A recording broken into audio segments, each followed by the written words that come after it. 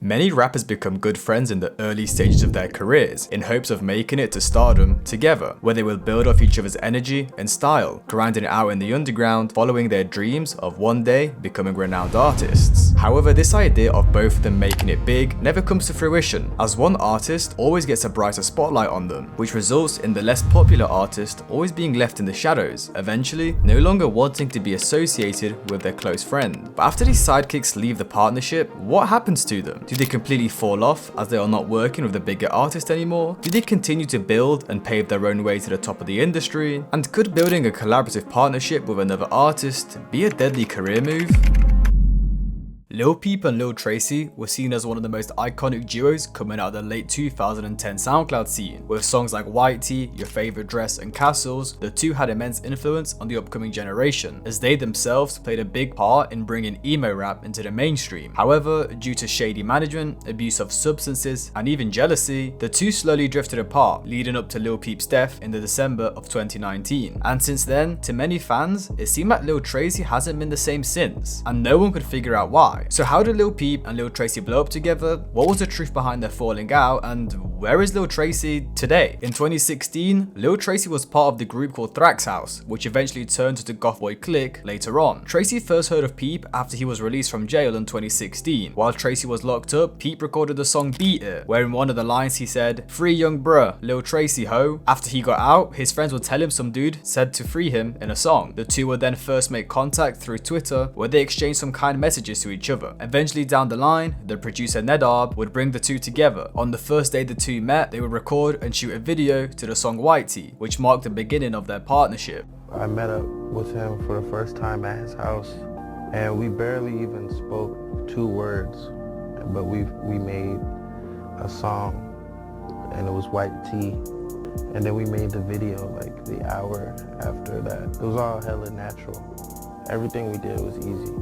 After this, Lil Peep would join the emo rap collective Goth Boy Clique, which included artists and producers such as Tracy, Wicker, Cold Heart, and Corsehead. Tracy and Peep would become very close friends and would go on to release collaborative projects such as Castles and Castles 2, which became underground classics. Their songs would be charting on Billboard, quickly putting them as the hottest artists within the emo rap scene at the time. But they were more than just a duo on the music side of things. They were real life best friends who were inseparable. Lil Peep's mother even spoke upon how close the two were in Peep's Everybody's Everything documentary. Call me, "Mama, my phone's about to die, the card isn't working." And I say every time, "Are you with anybody?" And it was always, "Yeah, Tracy."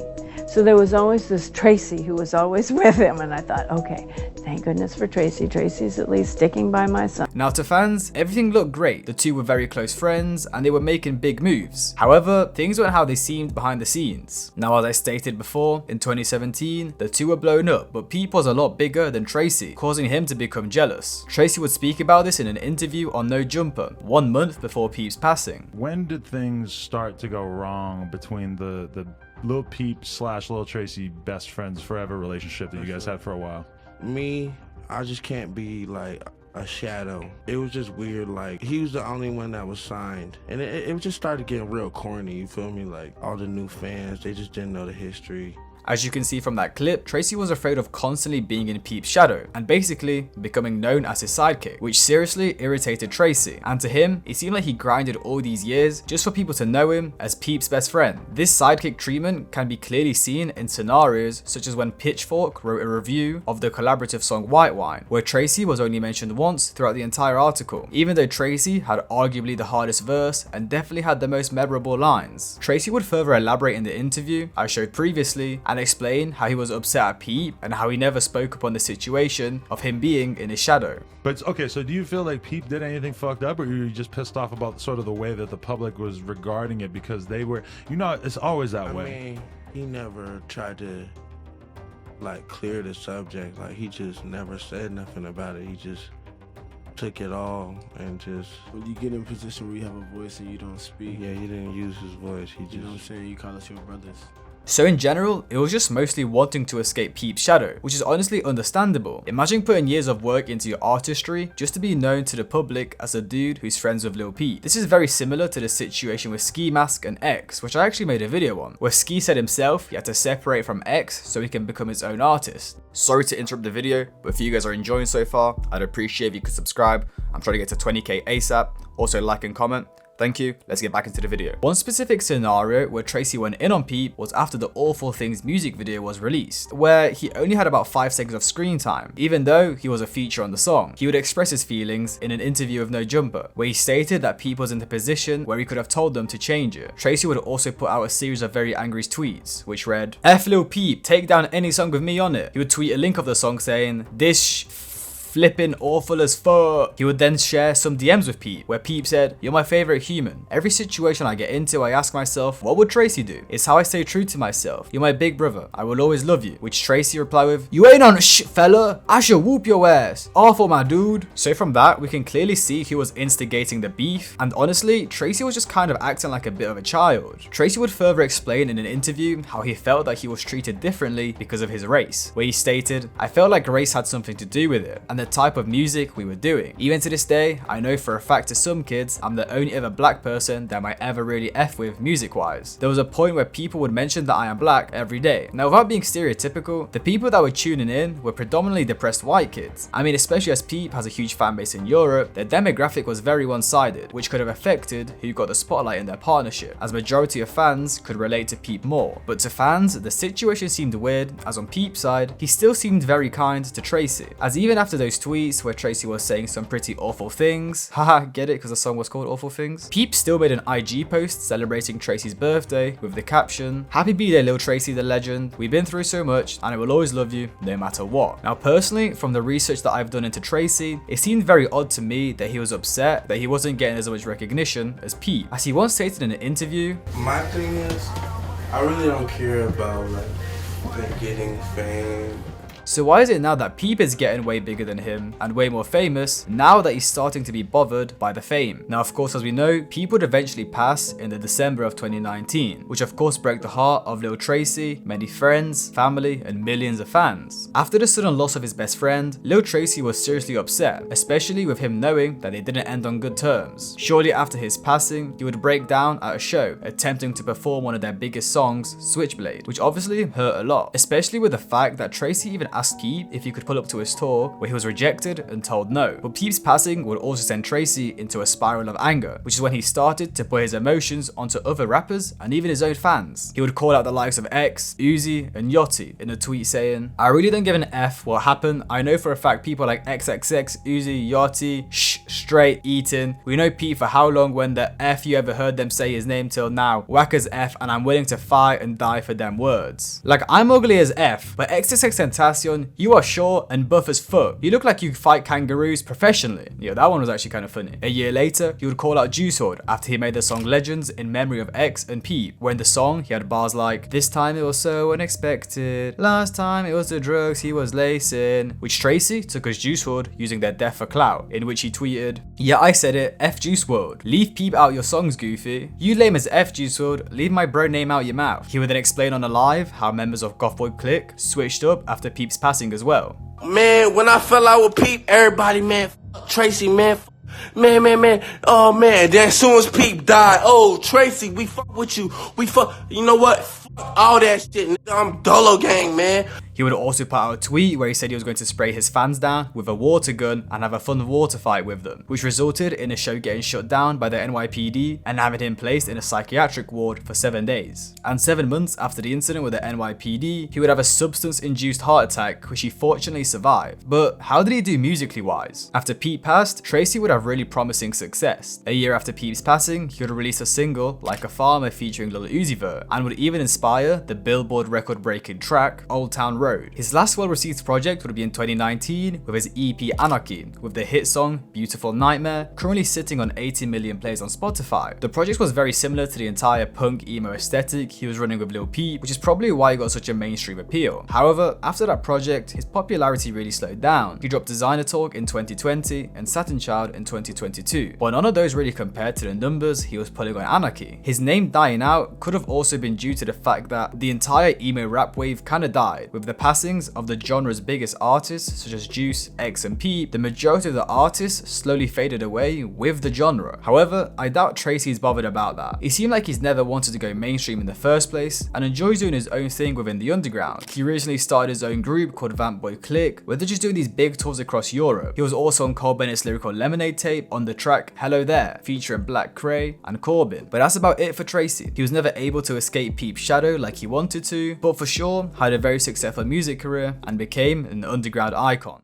Yeat and SeptembersRich were an iconic duo within the underground scene throughout 2021 and 2022. With their turban trend, fraudster lifestyle, and hard-hitting rage beats, the two were about to make it big. But unfortunately for Sep, he was never looked at the same as Yeat. With his reckless thug antics and mid-music, pretty much from the day Yeat had some success, he was always seen as a sidekick. Yeat would always be the one dropping music and setting new waves, while Sep was the one getting posted for scamming and doing substances. However, Sep had actually played a big part in creating Yeat's image and helping him in the early stages of his career. So how did these two polar characters meet? What influence did he have over Yeat's career? And what happened to such an iconic duo? So first, some backstory. Before 2021, Yeat was a relatively normal white suburban kid, SoundCloud rapper. However, if you're trying to appeal to the underground, you need to be rocking the Balenciaga tracks, skinny jeans, Louis Vuitton man bag, probably a pistol and a double cup. Well, this is where Sep came in, who, fun fact, used to formerly go by September Swiper. And as Sep had the money, the illegal methods, and the rapper image, they would eventually link up and would get straight to business. Firstly, they were broke SoundCloud rappers. So they started getting up to fraudulent activities, which they even rapped about. On Yeat's song War 1, he would say, I made 50 bands off this laptop. Then Sep, I just scammed a bunch of kids off the gram. Once they had the money, Yeat changed up his image, got tats, designer clothes, the Glock and the double cup. Ultimately, going from a normal suburban kid to the street kind of image, all inspired by Sep. Sep would also let him crash at his apartment for a bit while he was on the come up, and would even let Yeat shoot the Oxy XY music video at his mansion. But the issue was, it seemed like Sep was more focused on getting rich from these illegal activities and living the lifestyle instead of actually making it big with the music stuff. So once Yeat started getting big in late 2021, he surpassed Sep and lapped him like 10 times. And now that Yeat was his bubbling rapper with hits such as Sorry About That, Money So Big and Get Busy, Sep was left in the shadows and started to become known as the guy Yeat does cool handshakes with and is always in the back of his music videos. Eventually Sep started becoming a crash out, making him a huge liability. He would be arrested multiple times, where he had to turn himself in, and Yeat had to drop 20k for Sep's lawyers. He would crash multiple cars, get addicted to substances, and would even get booed off stage at one of Yeat's shows after calling the crowd dead. Right now, these niggas so fucking dead. Don't start that bullshit. Shut the fuck up.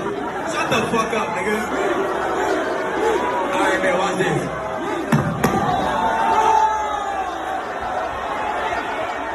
Now put it this way, Yeat is hot right now. Multiple viral TikTok songs, linking up with Drake, and has features from Gunna and Thug, while his partner is on Instagram asking people to help him scam, flipping cars, sipping lean, and being put in jail. It wasn't a good look. Well, as Yeat was getting bigger, he started to separate himself from Sep, and the two were seen together less and less, until eventually the two weren't seen at all, and people really forgot about Sep. Well, this was until Yeat's girlfriend Simone started exposing him on Instagram, where first she posted a story which read, stealing your so-called friend's credit card and using it is insane, LMAO, which you can guess who that's about. A screenshot of a message from Simone would also be leaked, saying, I hate how people are in my DM right now saying that he switched up on Sep, but the whole reality is that Sep was talking shh the whole time to all these people about Noah, when all Noah did was try to help him with music and try to help him be a better person. And he continued to be a shh friend to Noah and talk shh about him all the time, and talk shh about me behind our back to our own friends. She would further explain that nothing bro says can affect me. He's a liar, drug addicted scammer, and a weirdo. He said so many weird lies, it's a trip. There was actually another instance of friction between Simon and Sep at Yeat's first performance. As Yeat was about to go on stage, Yeat, Sep and Simone would be backstage. Well, Simone would be cheering him on like the loving and supporting girlfriend she is, while Sep was shaking his head at her,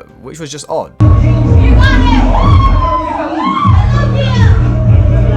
Surely you should be happy that bro's got his girl, he's about to go do his first performance. You know, Sep just seemed pissed off and angry. And it seemed like that was it. The two would no longer be seen together. I mean, Yeat would even release a snippet called Lurkin or Lil Crazy, which is a supposed diss at Sep. Had it for my own brother switch up on me, shit so crazy.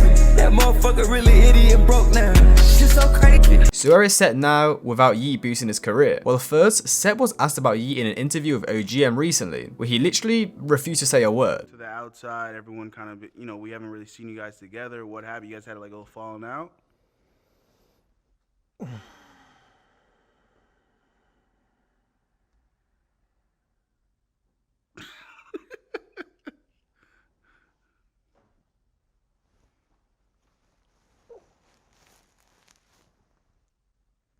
All right, next question. But music-wise, he's got a decent 400k monthly listeners, but 8 out of his 10 most popular songs are Yeat features, which of course doesn't look great. He also hasn't dropped an album or single on Spotify since 2022, which again is pretty much around the time him and Yeat was split. However, from interviews on his Instagram, he seems to be doing well for himself, and he seems to be looking healthy, which of course, you know, a lot of people get lost in this rap stuff and end up, you know, go to prison or dying from substances or just generally becoming addicts, and he may never outgrow Yeat's shadow, but at least it looks like he's doing good for himself. Lil Pump and SmokePurpp were one of the hottest rappers within the SoundCloud scene during 2017. With their addictive, heavy-hitting songs and reckless antics, they were loved by the youth and hated by the elderly. This is like disrespectful to women. I fuck a bitch on. Please, you'd be lucky if you could get one. However, it seemed like the music got repetitive and the publicity stunts started to look more and more desperate, which resulted in the two quickly losing their hype. But it would be SmokePurpp that took the heavier fall, as in the current day, he's holding on to a mere 1 million monthly listeners, performing in front of 20 people, and even falling out with Lil Pump. It's safe to say SmokePurpp fell off, but what happened? The Floridan natives knew each other from the age of 9, where they both got into some rebellious antics, which resulted in both of them getting kicked out of different schools multiple times. And since school was off the list, the two would start rapping. Purpp would start out making beats, which him and Pump would rap over. It would be in 2017 where they would probably take off. Pump had hits such as D-Rose, Gucci Gang and Boss, which put him into the mainstream limelight. SmokePurpp would also be getting his fair share of attention during this time. He would release a song Audi, and it soon became his biggest song, with over 25 million plays on SoundCloud and 120 million streams on Spotify. He would then release his debut mixtape towards the end of 2017 with features from artists such as Travis Scott, Chief Keef, Lil Pump and Yo Gotti. Overall, the album was well received by fans, and it seemed like Purpp and Pump were really cementing themselves within the industry. With all this success, Travis Scott would see the potential Purpp had, so he connected with him and got him in and around of his group. Travis would introduce Purpp live on stage. I want y'all niggas to be the loudest and welcome the newest member of the Cactus Jack motherfucking gang. Everybody at this motherfucker make some motherfucking noise at the top of your motherfucking lungs for SmokePurpp! Give him a chain, a feature, and would be constantly seen with him, which is when the SmokePurpp signing to Cactus Jack rumors began. However, in 2017, well, that's when Purpp would start getting into some stupid antics, which ultimately marked and began the beginning of his downfall. After the passing of Lil Peep in late 2017, the rapper Russ would come out on Twitter, explaining how abusing substances and glorifying it is wrong, which is then Purpp responded with, "Shut the F up, you a bit." I'm gonna make Russ's sister his Instagram profile picture. Well, that was a big mistake from Purpp, but he wouldn't face the consequences till later on. 2018 will be another greatly successful year for the duo. They would both debut as XXL freshmen. Purpp would release the collaborative tape Bless Yo Trap with Murder Beats, featuring artists such as Lil Yachty, Offset and ASAP Ferg. Then Lil Pump, well, he was riding off the success from his self-titled mixtape released in 2017, peaking at an immense number 3 spot on the Billboard 200. Lil Pump would then continue outshining Purpp as he would release the hit single I Love It, featuring Kanye West, debuting at number 6 on the Billboard Hot 100. However, Purpp did get writing credits on this song, surprisingly. He would then go on to state that he made $26 million in 3 months just from that song. Jesus Christ. I don't need to make music, bro. I'm rich as fuck. Don't forget I wrote Kanye's biggest song, I Love It. I made $26 million in 3 months off of that song. So y'all niggas is asleep. I don't need to do shit ever again. Now, remember that interaction with Russ he had? Well, Russ would end up publicly embarrassing Purpp after releasing a video of him getting jumped at a festival by his goons, where they were playing with him, picking him up and down, throwing him around like he was an inflatable, which again made Purpp the laughingstock of the internet. And after this incident, well, this is when Purpp's career would seriously start to tank. And in a Nardwuar interview in that year, he even foreshadowed his downfall. Why should people care about SmokePurpp? Pump. Why should people care? They shouldn't. I'm trash. He would go on to release his debut studio album, Dead Star 2, which severely underperformed, debuting at the 137th spot on the Billboard 200. He even supposedly spent a whopping $2 million on recording the album, where he said he recorded over 800 songs for the project. The album was even supposed to have a Kanye West feature, but due to him cleaning up his image with the Christianity overhaul, the feature had to be scrapped. Around this time, it also come out that SmokePurpp had never actually signed to Cactus Jack, where a fan asked him in his Instagram comments, "You got dropped from Cactus Jack?" Where SmokePurpp replied with, "Nah, I went to Interscope Alamo." And then later down the line, in an interview with OGM, he would explain what his relationship with Travis Scott actually was. Whatever happened with you being signed to Cactus Jack? I was never really like signed to Cactus Jack on paper. It was just more on some like we was fucking with each other. Like it was like, you know what I'm saying, gang shit type shit. 2019 would also be the year of his appalling Tim Westwood freestyle, which gave many of us nightmares. I'm a motherfucking boner. I got a motherfucking boner. It was tragic. He even said after the freestyle that he was now competing with Juice WRLD as they both did 1 hour long freestyles. So what do you think about my freestyle? Praise. What do you think? Relentless. Okay. 10 out of 10. 10 out of 10. Pressure. Okay. So Juice WRLD, I just tied you. I just tied you for the 1 hour freestyle. On and popping. Well, first of all, SmokePurpp was only 40 minutes, and of course, well, he didn't compete with Juice WRLD at all. Didn't even come close. Now, if you think 2019 was a bad year for Purpp, well, it gets worse, and he fell off even more. SmokePurpp would continue releasing music as he would drop his second studio album, Florida Jit, with features from Lil Pump, Jack Harlow, Young Nudy, and Rick Ross. But even with these big features, SmokePurpp would end up selling a shocking 5K first week, going triple cardboard, which got him clowned on the internet. The most recent and really final straw in Purpp's career is when he would be seen performing at a show in front of a maximum of 20 people, which honestly, if that happened to me, I don't even know what I'd do. I would have to disappear from the face of the earth. Like, he went from charting on Billboard, songs with Travis Scott, signing multi-million-dollar deals, to struggling to get more than 20 people in the crowd. And what's worse is that he decided to leave the show halfway through, refused to show up to the meet and greet, didn't take photos with fans, and went to the strip club after. I mean, like, come on. It's like he was purposely trying to sabotage his career and his image. And since then, well, he hasn't dropped an album for over 4 years, and any singles he has released struggled to break over 40k streams. Him and Pump definitely fell off, but at least Pump still has a decent following and can pull decent numbers. But Purpp, yeah, he's completely finished.